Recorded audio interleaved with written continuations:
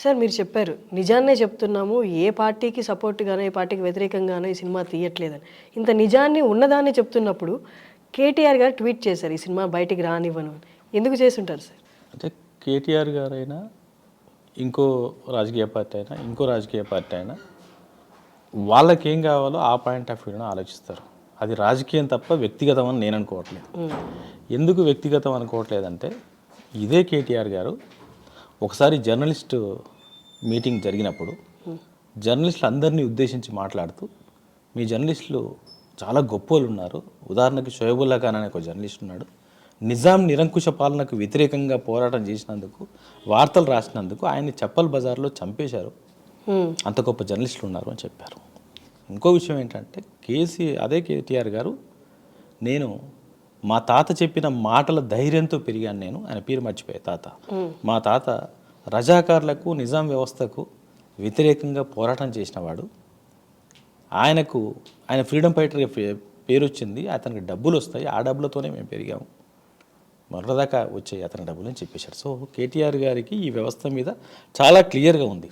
అయితే ఏంటంటే ఈ ముస్లిం మైనారిటీలు ఇవన్నీ ఏంటంటే వాళ్ళకి ఓట్ బ్యాంక్ కాబట్టి అతను రాజకీయ కోణంలో అనుంటారు తప్ప వ్యక్తిగతంగా అనుండరు అనేది నేను అనుకుంటున్నాను. సార్ అంటే ఇప్పుడు జరిగింది నిజమే కాబట్టి చూపిస్తున్నారు కాబట్టి ఇలాంటి అరాచకమే ఇప్పుడు మనం మాట్లాడుకున్నాం, ఆ అరాచకాలే ఒకవేళ వాళ్ళ పట్ల జరుగుంటే వాళ్ళు ఇంత భయపడతారా సార్ ఒక మూవీ తీసి బయటకు వదలడానికి? ఇక్కడ సమస్య అదే, ఎవరికి వాళ్ళు వ్యక్తిగతంగా ఆలోచించడం వలన ఈ ప్రాబ్లం జరుగుతుంది. ఇప్పుడు నిజాం వ్యవస్థలో నిజంగా చెప్పాలంటే ఈ రోజు వరకు ఎంఐఎం వాళ్ళు ఎవరు మాట్లాడాల. అసలు రజాకార వ్యవస్థ పుట్టింది కాసిం రజ్వీ ఎవరు, MIM president, second president, Bahadur Yar Jung తర్వాత అతని నుంచి వచ్చిన అతను కాసిం రజ్వీ. ఎంఐఎం వాళ్ళు ఏమనలేదు. ఇక్కడ ఏం జరుగుతుందంటే రాజకీయంగా ఆలోచించే వాళ్ళు రాజకీయ లబ్ధి కోసం వాళ్ళ మాటలు మాట్లాడుతున్నారు, వాళ్ళ లబ్ధి కోసం. నిజంగా అంటే ఈ మాటలు మాట్లాడితే మనం ఎవరినో ఆకర్షించవచ్చు, ఈ మాటలు మాట్లాడితే మనం ఏదో ఓట్ బ్యాంక్ గ్యాదర్ చేయొచ్చు అనుకునే వాళ్ళే మాట్లాడుతున్నారు.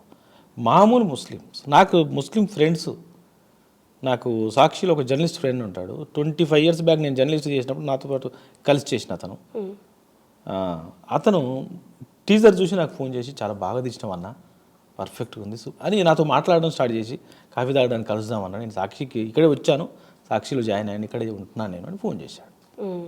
సో కాబట్టి ఏంటంటే ఇంకోటి ఏంటి, వీళ్ళందరూ నేను ఒకటే అంటాను, ముస్లిమ్స్ని మేము వెనకేసుకొస్తున్నాం, ముస్లిమ్స్ సపోర్ట్ చేస్తున్నాం, ముస్లిమ్స్కి బాగు చేస్తున్నాం, మాది ముస్లిమ్స్ కోసమే పుట్టిన పార్టీ అని అన్నారు కదా.